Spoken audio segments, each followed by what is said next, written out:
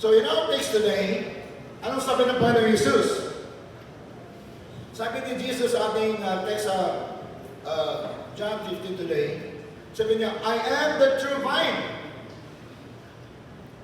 and my Father is the gardener. Siya ang totoong puno ng grapes, at ang aking ama ang siyang taga-alaga. Sabi niya, ang ama ko, ibig sabihin ng kanyang ama, ay puputol sa bawat branch, bawat sanga. Wow! Ang ama ko ay puputol sa bawat sanga galing sa akin, in me, that bears no fruit, hindi namumunga. Puputulin din pala ang sanga na galing ni Jesus pag hindi tayo namumunga. Delikado po. Ito yung pag hindi tayo namumunga, nagkasala tayo. Kung nagkasala tayo, hindi tayo namumunga. He cuts off every branch in me that bears no fruit. Wow. While every branch that does not bear fruit, he prunes. Verse 6. If. Ano yung if? Kung. Condition yun.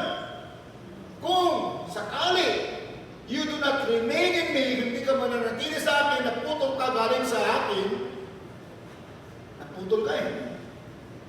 You are like a branch, para kang isang sanga na tinapon at namatay. Such branches are picked up. Itong mga branch ito na naputol ay pupulutin at itatapon sa apoy at masusunod. It's dangerous. We must not assume that once we are saved, we are always saved. We must believe that Christ has saved us completely, but there is a task after our salvation, after we receive Jesus. Amen. So, klaro kaya, no? So the question is, can we stay secure in our salvation? Pwede ba tayo masigurado sa ating kaligtasan? The answer is, yes! We can! Maaari pa rin tayo masigurado.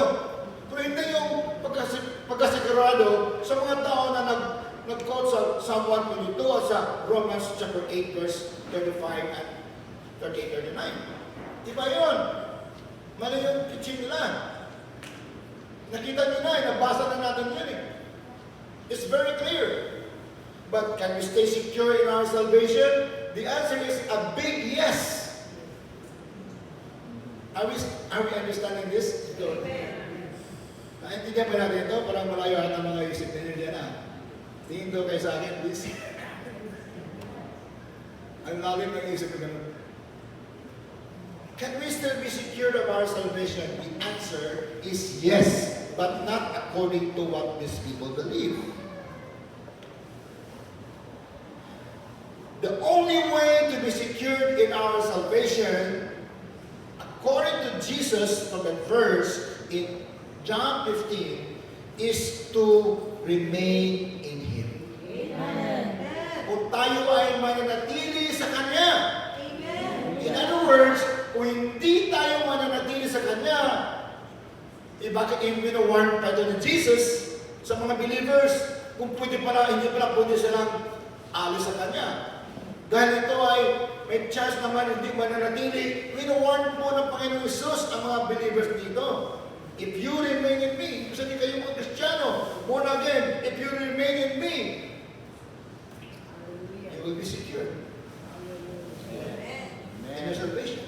Remain. Amen. Amen? Amen. Huwag lang sabihin na, kung Christian ka talaga, born again ka talaga, mag-remain ka talaga. There's no verse for that. So support it. Hanapin mo verse. Give me the verse. Na kung hindi ka mag-remain sa Panginoon, baligtas ka pa rin.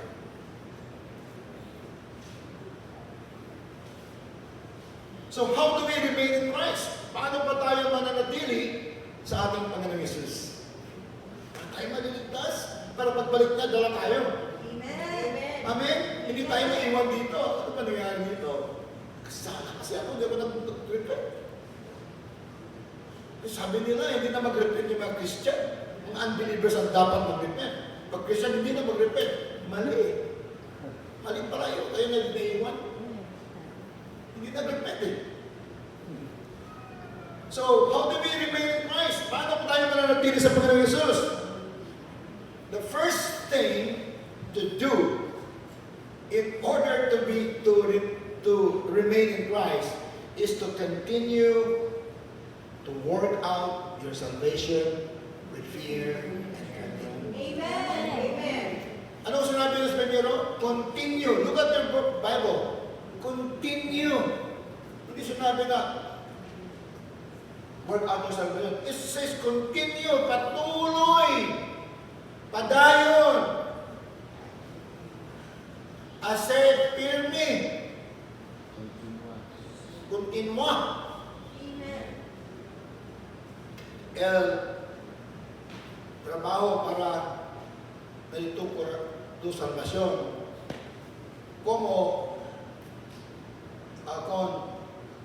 tiene miedo y tiene juro.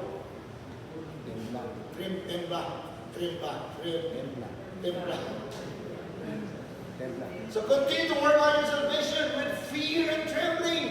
Amen. So to remain in Christ is a continuous action. Pag hindi ka mag-continue, how can we remain? How can we remain if we will not continue in the Lord? Philippians 2:12 and 13 says, therefore, my dear friends, Paul said to the Philippian church, as you have always obeyed, not only in my presence, but now much more in my absence. Sabi niya, continue to work out your salvation. Amen. Hindi mo meron mo. Hindi mo meron mo kung wala mo mag-continue dyan. Bakit hindi tayo pwede mag-continue dyan? Ligtasan tayo kahit ano mangyari. Hindi po. Continue to work out. It's a command. Sabi dito, kailangan tatrabuhin mo ang iyong salvasyon. With fear. Takot tayo na hindi maliligtas. Takot tayo na maiwanan kung babalik ang Panginoong Yesus. Yes. We are afraid of being left behind. Continue to work out your salvation with fear and trembling. Verse 13, for it is God who works in you to will and to act in order to fulfill His good purpose. We'll go to that verse later on. So the word, sabi dito, yung word kasi, continue to work, continua trabajar. El dito, salvación, con tiene miedo y con trembling. So, ang trabaho na ni-refer dito sa passage na ito is in being clean. Being holy. Kailangan magpatuloy tayo sa presentasyon of being holy unto God. Being clean before God. How can we be clean when we don't repent? How can we be clean when we don't repent and ask for forgiveness from our sins? Kasi lahat tayo nagkasala pa rin eh. Kahit born again na tayo, nagkasala pa rin tayo lahat. We must continue to be holy. Sabi ni Apostle John dito, to what he said, sa John 15 verse 3, you are already clean because of the word I have spoken you. Sa verse 5.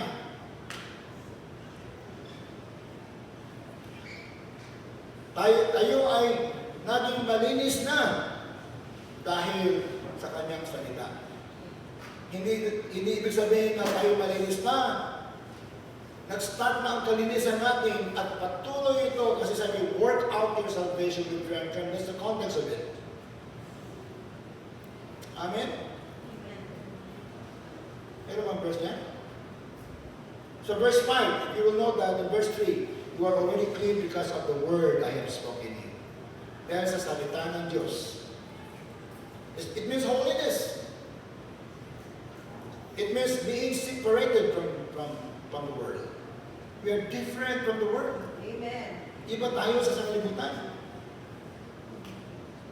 So when we sin against God, we will be separated from Him. Kung tayo magkasala sa Diyos, tayo ma-separate. Because sin separates us from God. Ang kasalanan ay mag-separate sa atin sa Diyos. Sin makes us unholy to God. Pag ako ay magkasala, kahit sa sekreto man o anumang bagay, ako po ay hindi na banal sa Diyos. Hindi na po banal. Noon, banal, pero ngayon nagkasala ako, hindi na banal. Noon, banal ka, kung nagkasala ka, hindi ka na banal. Dahil sa kasalanan. Sin makes us unholy to God. Amen? Amen ba, mga kapatid? That's right. So without a lifelong endeavor toward personal holiness, no one will see the Lord. Kung wala tayong endeavor, wala tayong effort, wala tayong tiyaga, wala tayong striving, hindi tayo nag-i-strive na maging banal. Hindi tayo nagsikap sa buong buhay natin toward personal holiness. No one will see God. No one will see God. Ibig sabihin, hindi tayo pupunta sa langit. We will only see God when we will go to heaven. Amen, mga kapatid? Amen. Hebrews 12, verse 13 and 14, it says, make every effort. Pakilagay lang this Hebrews chapter 12, verse 13 and 14. Make every effort. Gawin mo ang lahat na trabaho, lahat na endeavor to live in peace with everyone and to be holy. Kailangan ko maging holy. Kailangan kang maging holy sa Kanya. Iba ka sa sanglibutan. Parang kay Jesus eh. Amen? Amen. Without holiness, no one will see the Lord. Walang ni isa na makakita sa Panginoon.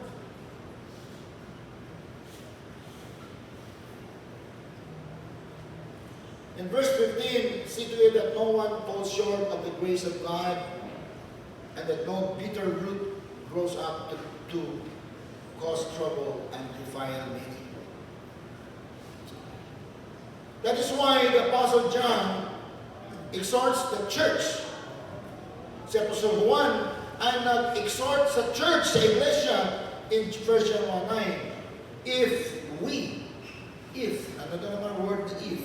Ang we, ay yung iglesia, if we confess our sins, tayong nasa iglesia, tayong mga born again, if we confess our sins, He is faithful and just and will forgive us our sins and to purify us from all unrighteousness. Hallelujah. Kaya pwede pala tayo maging secure ni Jesus. Pwede pa rin tayo maging secure ni Jesus. Meron tayong security sa Panginoon.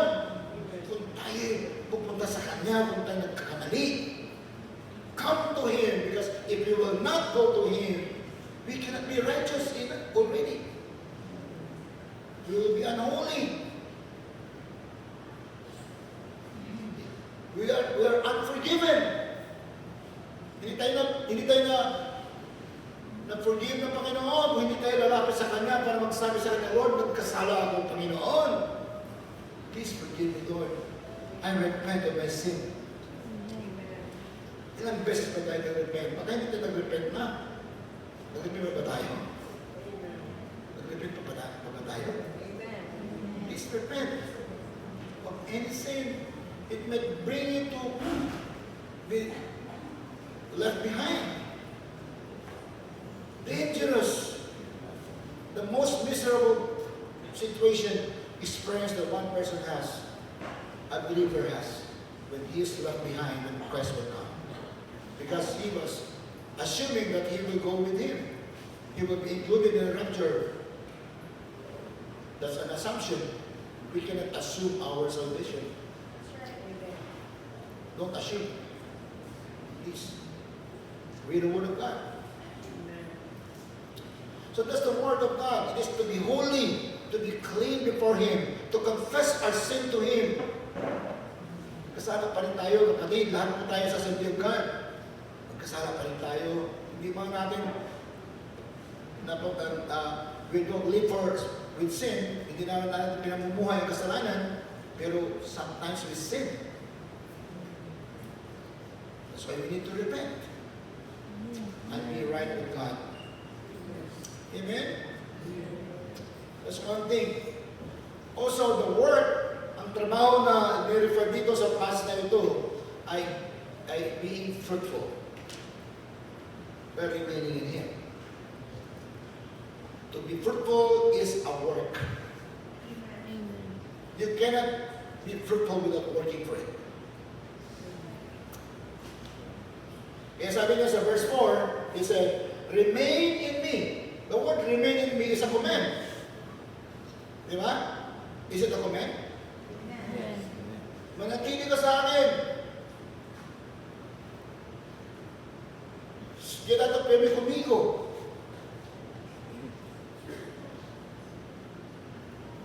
As I also remain in you. No branch can bear fruit by itself. It must remain in the vine. Or else we will be cut off from the vine. Delikado. Neither can you bear fruit unless you remain in me. Unless you work for your salvation, you remain in me, you cannot bear fruit. Importante mo yung prutas na ito. Because these fruits will cause you to be strong until the end. Amen. Amen? Amen. Apart from me, you cannot do nothing. You can do nothing. So this is about bearing the fruit of the Holy Spirit. Ito yung prutas ng banal na Espiritu, ang ating Diyos Espiritu. Sa Galatia 5:22-23. But the fruit of the Spirit is love, joy, peace, forbearance, patience, kindness, goodness, faithfulness. All of these are important. But many of these are for our strength to continue. Amen. Forbearance, perseverance in other version. Gentleness and self-control. We have to control ourselves. Against such things, there is no law. In other words, walang makalamang yan sa lahat ng mga Diyos na yan.